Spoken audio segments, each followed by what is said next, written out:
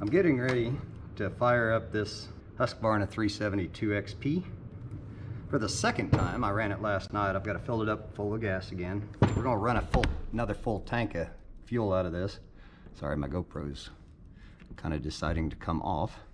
But at any rate, we just put a new cylinder and piston and rings in this thing. New wrist pin bearings, new wrist pin. Thinking like we might end up putting some seals in it, but I think we're fine. They were all brand new pretty much when it messed up, but it leaned out. It got an air leak on the intake, and it burned up the piston and cylinder. So we're going to start it up after I put some fuel in it and let it run. We're going to let it run until it runs out of fuel. We're going to go out and burp it a few times, let it run real good. Well, looks like I need to change a cap here too, because it's pressurizing. It's got a filter on this, or a vent on this, which is this little baby right here. Get that out and let you see it. Got that little baby right there. You can see that. But the one that's in here is good, so we're gonna leave it. We're gonna try it at any rate.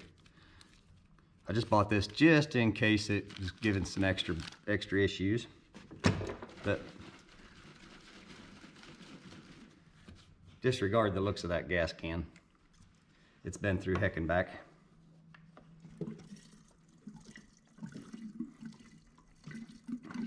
I ought to get one of those new fancy little push button gas cans. But I've had this thing for like 20 years and it's doing great. I hate replacing things when they work so well.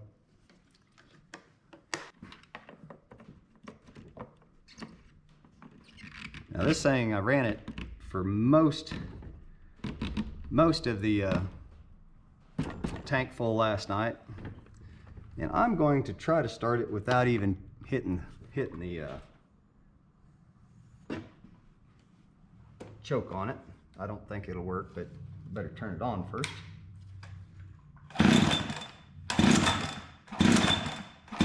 Nope. Okay.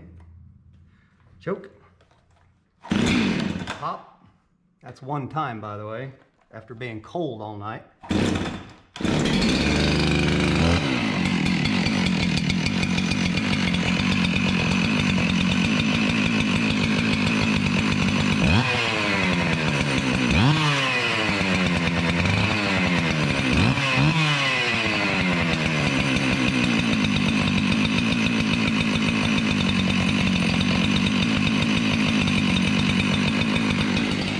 Now we're going to go set it outside and let it run. I've got that set up so it's pretty rich. So breaking in, those rings have to break in real good.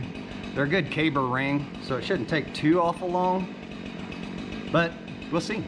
So far, all the idle has come back down. It richened itself back up as the rings were setting. That's a good thing. So now it's idling real nice and even. It's not going up or down. So those rings are already setting in pretty decent. And I hope it works well because that's a really cool saw. I love the 372 XPs. Kind of wish I had a 372 non-X-torq, but this will work. So, at any rate. Okay, YouTube. Well, I'm listening to that 372 run outside, and it's running really, really rich. So I'm gonna go out and adjust it because them rings are still setting in. So every time they set in, it'll richen itself up. So what you have to have for this particular one, that's got a WD carburetor on it. Or excuse me, that one's a WSJ carburetor. And what you have to have is this little doohickey right here. It's a 21 spline round, and it's so you can push in the collars on the set screws so you can adjust it. I'm also going to use this, not affiliated by the way, for the tachometer, and this to change the idle back down once I rev it up with the low side. So come on with me And we're gonna go out, sorry, just beating you all over the place here.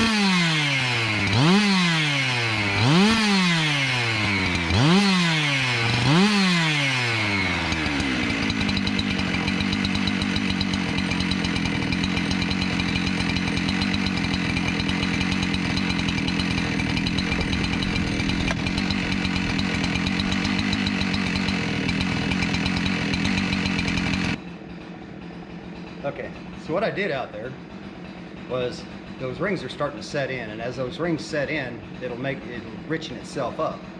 Well, when it starts richening itself up too much, it'll load up. It means you're loading up with gas that's not being burnt and oil that's accumulating inside there from the fuel gas mixture. So you go in there and you lean it out just a little bit so it doesn't take quite as much fuel to run at the same RPM. You notice that went up on RPM. Well, I'm just about to the point to where the carburetor is going to be set pretty close to right. It's still got a little bit of tweaking to do, but not much. And if you go too far, you'll lean it up too much, and you'll end up scoring your cylinder and piston like it did when it got the air leak. So you got to be real careful and mindful about that. So we'll get back with you, let you know how that turns out.